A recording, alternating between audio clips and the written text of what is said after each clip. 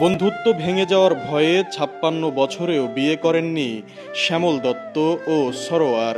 দুজন আলাদা ধর্মের হলেও এ বিভাজন তাদের বন্ধুত্বের মাঝে দেয়াল হয়ে দাঁড়াতে পারেনি। পরিবার ও এলাকার লোকজনের শত বাধা পেরিয়ে আজও তারা একে অপরের হাত ধরে হেঁটে চলেছেন একই পথে। তাদের কাছে বন্ধুত্বই জীবনের সবচেয়ে বড় সত্য। আমরা তো একসাথে ছোটকাল থেকে মিলেমিশে আছি এবং আমার মনটা তাকে দেওয়া, তার মনটা আমাকে দেওয়া, কিন্তু এর বাইরে তো অন্যখানে যাওয়ার সুযোগ নেই। আর এক মন তো বিভিন্ন জায়গায় দেওয়া যায় না, একখানে দেওয়া যায়, সেইভাবেই আছি আমরা। আমরা আমাদের দুইজনই একসাথে থাকি, কারোর ছাড়া কেউ থাকি না। তাদের সম্পর্ক এতটাই গভীর যে একজনকে ছাড়া অন্যজন যেন অসম্পূর্ণ। সবসময় একই রঙের পোশাক, এমনকি একই ধরনের স্যান্ডেল পরে চলাফেরা করেন তারা। শার্ট প্যান্ট স্যান্ডেল জুতো স্যান্ডেল সবই একরকমের ওই দুই জোড় একসাথে কিনি। তাদের এ বন্ধুত্বে রয়েছে নিঃস্বার্থ ভালোবাসা, সীমাহীন বিশ্বাস এবং একে অপরের প্রতি গভীর শ্রদ্ধা। একজনের কষ্ট হলে অন্যজন তা সহ্য করতে পারেন না। যতক্ষণ না পর্যন্ত বন্ধুর কষ্ট দূর হয় ততক্ষণ পর্যন্ত তারা শান্ত থাকতে পারেন না। আমার বাড়িতে বলতো যে তুই এত মুসলমান থাকতি, তুই একটা হিন্দু ছেলের সাথে সম্পর্ক করবি, আমরা মুসলমান মানুষ হিন্দুদের সাথে সম্পর্ক করলে কেমন দেখায়, মানুষে কি কয়, হ্যাঁ জানে, এই সমস্ত করতো আমাদের। আর ওরে তো বাড়িতে একেবারে একগরে করে দিছে। তা ও বলছিল, ওর মা ওরে ডেকে বলছিল যে মনিরে, সমাজেতে খুব বাধা বিপত্তি আসতেছে, তা কত হিন্দুরা আছে তাদের সঙ্গে বন্ধুত্ব করে, ও মুসলমানের সাথে বন্ধুত্ব করার দরকার নেই। তা ও বলেছিল যে মা, তোমরা একজন মরে গেলে আমি সহ্য করতে পারবো, কিন্তু সরোয়ারে ছাড়া আমি বাঁচবো না। তারপরে ওর বাবা আমারে ডেকে নিয়ে বললো যে মনি, মানে শ্যামল তো তোমারে ছাড়া বাঁচবি নি, তা শ্যামলটা তোমার হাতে দিয়ে দিলাম, যে কয়দিন তোমরা বাঁচো, মিলেমিশে থাকো। এই তারপরেতে আস্তে আস্তে আস্তে আস্তে দুই ফ্যামিলিও এক হয়ে গেল। তাদের এ বন্ধুত্বের সম্পর্ক ৩৮ বছরের। জীবনের শেষ প্রান্তে এসে তাদের ভালোবাসা আগের মতোই অটুট। বাকি জীবনটুকু তারা এভাবেই একসঙ্গেই কাটাতে চান। ভবিষ্যৎ পরিকল্পনা কি যেভাবে আছে এইভাবেই থাকবে, থাকার ইচ্ছা, আর বাদ বাকি আল্লাহ যা করে তাই। আর পরিকল্পনা, বয়স তো শেষ, আর নতুন কোনো পরিকল্পনা নেই, এইভাবেই তো জীবন কেটে গেল এরকমই। তারা দুই বন্ধু মিলে একসঙ্গে একটি দোকান চালান। প্রতিদিন একসঙ্গে দোকানে বসেন, একসঙ্গেই বেচাকেনা করেন।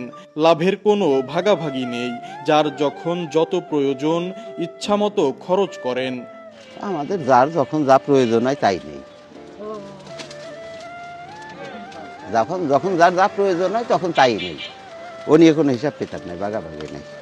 আজ তার যদি ৫০০ টাকার দরকার হয় সে ৫০০ই নেয়, আমার ২০০ টাকার দরকার হলে আমি ২০০ নেই, আমার ৫০০০ টাকার দরকার হলে আমি ৫০০০ নেই। তো এ নিয়ে আমাদের কোনো ব্যাপার নেই, এ টাকা পয়সা নিয়ে কোনো ব্যাপার নেই। প্রায় ২০ বছর তারা একসঙ্গে দোকানেই ঘুমিয়েছেন। এখন শুধু রাতের সময়টুকু নিজ নিজ বাড়িতে কাটান, আর বাকি সময় একসঙ্গেই থাকেন। সকালবেলার খাবার আসে শ্যামল দত্তের বাড়ি থেকে, আর দুপুরের খাবার আসে সরোয়ারের বাড়ি থেকে। একই থালায় বসে মিলেমিশে খাওয়া দাওয়া করেন তারা। আমি দেখছি যে যখন সকালবেলা দেখা গেল যে শ্যামলের বাড়ি থেকে খাবার আসছে, দুইজনে একসাথে ভাগাভাগি করে খাচ্ছে। আবার দেখা গেল যে দুপুরবেলা সরারের বাড়ি থেকে খাবার আসছে, দুইজনে ভাগাভাগি করে খাইছে। এরকম বহুত কিছু আমরা দেখতেছি। তাদের যে এই বন্ধুত্বর কারণেই আজকে তারা দেখা গেলো যে তাদের লাইফে দুজনে বিয়ে করতেও পারেনি, খালি তাদের এই বন্ধুত্বটা দেখা গেলো যে ভেঙে যাবে।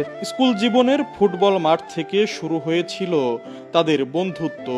সময়ের সঙ্গে সঙ্গে সেই সম্পর্ক পরিণত হয় নিঃস্বার্থ ভালোবাসা ও গভীর বিশ্বাসে।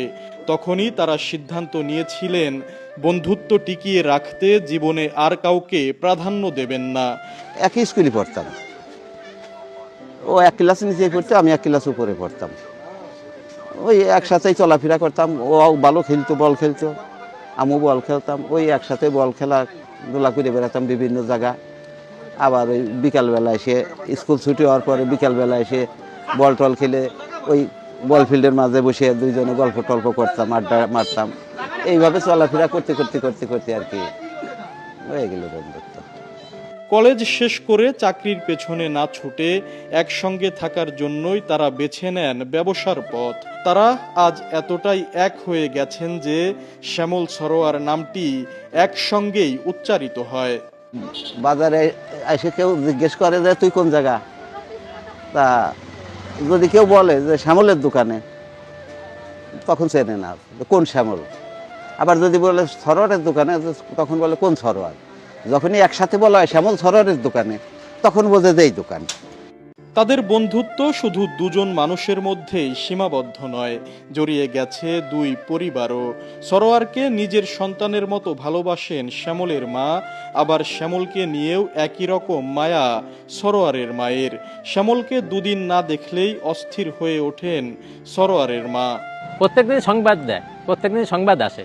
সে তো বোঝে না, এখন বয়স হয়ে গেছে, ভাবে যে হ্যাঁ রাস্তায় একজন যদি আসে ওই তার কাছেও জানায় দেয়, তার কাছে তো বলেই বলে যে রাস্তায় একজন আসে বা অন্য ভাই ব্রাদার সংবাদ পাঠায় যে ব্যাগ নিয়ে দোকানে দেখলেন, ওর কাছে বলে, সবার কাছেই বলে।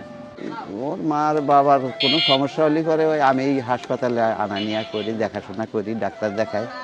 তোর মারের ডাক্তারের কাছে নিয়ে গেছি, মা গোরা অপারেশন করবো, তা এবার বন্ডে সই দিতে হয়। এবার ডাক্তার বলছে বন্ডে সই করে আনে, আমি বন্ডে সই করে দিছি। দিল্লি ওটিতে নিয়ে গেছে ওর মারে, আমিও আছি পাশে ওর মার সাথে সাথে। তা ডাক্তারে বন্ডে সইতে নাম দেখে বলতেছে যে কি ব্যাপার, রোগীর নাম হলো শান্তিরানী দত্ত, আর বন্ডে সই করছেন আপনার নাম গোলাম সরোয়ার, আপনার কি হয়? তাই বললাম যে আমার মা হয়। আপনার মা হয় কি করে? রোগীর হিন্দু, আপনি মুসলমান। তা ওর মাই করলো যে মনিরে, সন্তান পেটে রাখলেই শুধু সন্তান হয় না। যেমন আমার 3টে সন্তান, দেখেন একটা সন্তানও এখানে নাই, কিন্তু সরোয়ার আছে আমার সাথে, সেইটি আমারে নিয়ে আইছে, সেই আমার অপারেশন করতেছে। তা বন্ডে কি ডাস হয়ে দেবে, ওইতেই করেছে। যে সময়ে আপন ভাই ভাইয়ে দ্বন্দ্ব, কলহ আর রক্তক্ষয়ী সংঘর্ষের খবর শোনা যায়, ঠিক সেই সময়ে শ্যামল সরোয়ারের বন্ধুত্ব এক উজ্জ্বল উদাহরণ হয়ে দাঁড়িয়েছে। তো 30 বছর আগের ঘটনা। ওদের বাসায় শুয়েছিলাম, জমি জমা সংক্রান্ত একটা ঝামেলা ছিল, তো রাতে শুয়ে আছি, তখন মনে হয় রাত 12টা বাজে। এমন সময় পুলিশ আসছে, এসে পুলিশে ধরলো, ওদের ধরলো কয়েক ভাই, এবং সাথে আমি ছিলাম। আমার কাছে শুনিল যে আপনি কে, বললাম। বলার পরে আমারও সাথে নিয়ে গেল, নিয়ে থানায় রেখে দিল। থানায় একদিন ছিলাম। তারপর ওখানে দারোগায় টাকা চাইলো, টাকা দিতে আমি রাজি হয়নি, যে আমি তো কোনো অপরাধী না, আমি কেন টাকা দিব। তারপর অনেক ভয় দেখালো, রাতে মারা হবে, দেখা হবে, এরকম মোটা বেত এগুলো দিয়ে ভয় দেখাইলো আমারে। রাত আসুক, তারপরে দেখা যাবে, তুই মিনিমাইজ করলি না, দেখা যাবে। আমি ভয় পাইনি, যে আমি তো কোনো অপরাধ করিনি, আমার ভয়ের কোনো ব্যাপার নাই। তারপরে রাতে ওইভাবে গেল, সারা রাত ভয়ে ভয়েও ছিলাম। তা অবশ্য আসে নাই, কিছু বলেও নাই। পরের দিন চালান করে দিয়েছে সে কোর্টে। ওখান থেকে ওই দিনই জামিন পেয়ে আমরা বাসায় ফিরে আসছিলাম, সবাই একসাথে গেছে এবং সবাইকে একসাথে জামিন দিছে, ওইভাবে ফিরে আসছে। স্থানীয়দের কাছেও তাদের সম্পর্ক বিস্ময়ের। সারোয়ার মোল্লা প্লাস শ্যামল দত্ত, এদের বন্ধুত্ব অনেক দিনের। বন্ধুত্ব থেকে মানে শিক্ষা জীবন থেকে বন্ধুত্ব শুরু, সেখান থেকে আয় অবধি পর্যন্ত দুইজন বিয়ের প্রীতিও বসে নাই। দুইজন দুই ধর্ম অবলম্বী, একজন হিন্দু, একজন মুসলমান। আমাদের জানা মতে বা দেখা মতে বা আমরা দেখি যে সারোয়ার সাহেব যখন আজান যখন দেয়, তখন তিনি মসজিদের দিকে ধাবিত হন। আবার যখন পূজা আসে বা বিভিন্ন আচার অনুষ্ঠান ওই শ্যামল সাহেবের আসে, তখন সে তার আচার অনুষ্ঠান নিয়ে ব্যস্ত থাকে। অর্থাৎ দুইজন দুই ধর্মাবলম্বী এক জায়গায় থাকে, এক জায়গায় ব্যবসা, তাদের মধ্যে কোনো ফাটল নেই, বন্ধুত্বের কোনো অভাব নেই। একটা দৃষ্টান্ত স্থাপন করেছে বাংলাদেশের মধ্যে এই সরোয়ার এবং শ্যামল।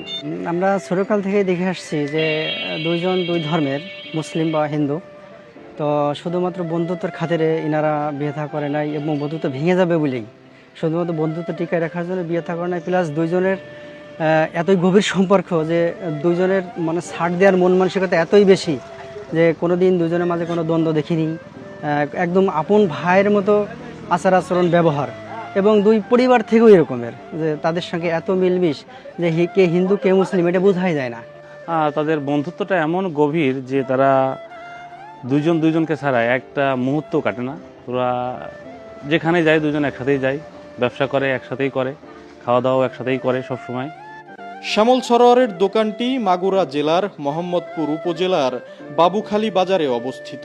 তারা প্রমাণ করেছেন সত্যিকারের ভালোবাসা ও বন্ধুত্ব কখনো ধর্ম, জাত কিংবা বয়সের সীমায় বাধা পড়ে না। তাদের একটাই ইচ্ছা, জীবনের শেষ দিন পর্যন্ত যেন দুই বন্ধু একসঙ্গেই থাকতে পারেন। বন্ধুরা, ভিডিওটি ভালো লাগলে লাইক, শেয়ার ও কমেন্ট করুন এবং পেজটি ফলো করে সঙ্গেই থাকুন। ধন্যবাদ সবাইকে।